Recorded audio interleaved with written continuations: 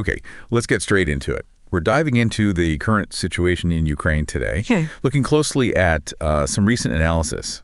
It lays out some really significant potential shifts in how this whole conflict might play out. Yeah, and what immediately grabbed me in this analysis is the core issue it brings right to the forefront. Which is? Which is the growing possibility that the United States and Russia could reach some kind of understanding. Okay. And the very real worry, that Ukraine's own interests might not be the top priority in those discussions. Right. So the analysis is pointing to a scenario where the big players, the U.S. and Russia, might be making moves that have a huge impact on Ukraine, potentially without Ukraine being fully, at the table. Exactly. It sounds a bit like some uncomfortable moments in history, doesn't it? Where larger powers sort of decided the fate of smaller nations behind the scenes. That's precisely the concern, that we might see a repeat of that kind of dynamic. The analysis suggests the current U.S. administration under President Trump might be seeing a renewed relationship with Russia as maybe a key piece in a larger strategy to push back against China's increasing global influence. Ah, the China factor. Right.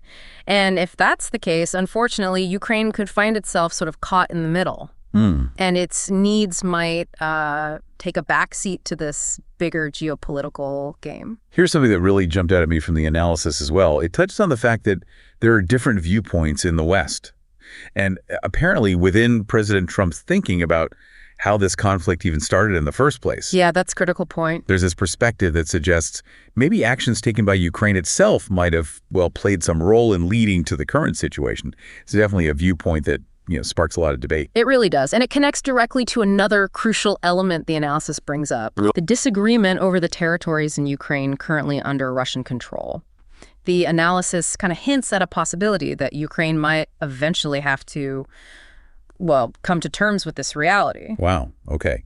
Despite President Zelensky's very firm stance against giving up any territory. Exactly. That's a really significant point of tension. And you can see how incredibly difficult that would be for Ukraine. So you might be thinking, how do we square this circle?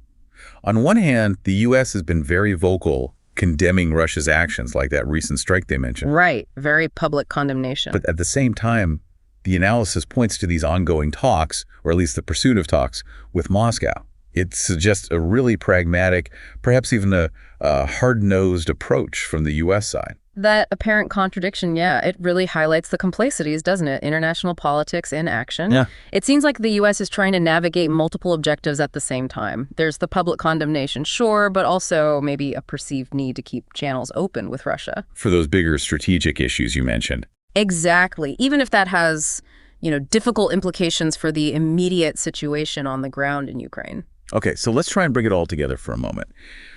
What this analysis really seems to be pointing towards is this potential for a U.S.-Russia deal where Ukraine's interests aren't fully centered. That's the core fear. And then we've got these differing ideas floating around in the West about the origins of the conflict itself. And this incredibly sensitive issue of potential territorial concessions for Ukraine. And the underlying worry, the thing the analyst keeps circling back to, is that Ukraine could essentially become a pawn. Right, a pawn in a much larger geopolitical contest. Yeah. The priorities of these major global powers could end up overshadowing Ukraine's own sovereignty, its internationally recognized borders. For you, the listener, this really raises a critical question about how international relations actually work. And the sacrifices that smaller nations might sometimes be asked to make for broader stability or, the strategic goals of more powerful actors. It's also really important to note the conflicting signals we're getting. That really adds to the uncertainty. Definitely. We've heard from President Trump's advisor suggesting, that a peace deal with Russia is maybe within reach. Right.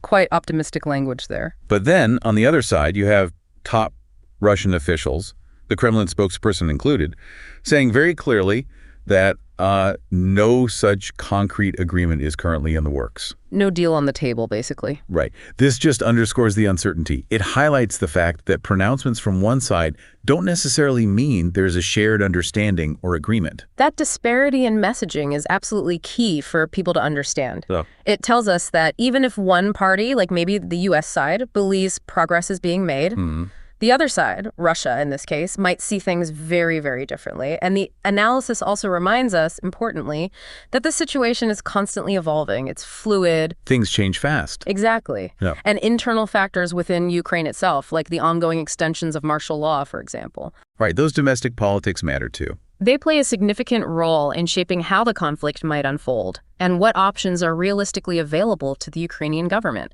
It's not just about external pressures. These internal dynamics are crucial. So it's incredibly complex. Yeah, this complexity means that any predictions really should be viewed with a lot of caution. The situation could shift very rapidly. Absolutely. It's just a really tangled web, isn't it? International strategies, internal political realities, all feeding into this ongoing conflict. Indeed. It sort of leaves you with a thought, perhaps.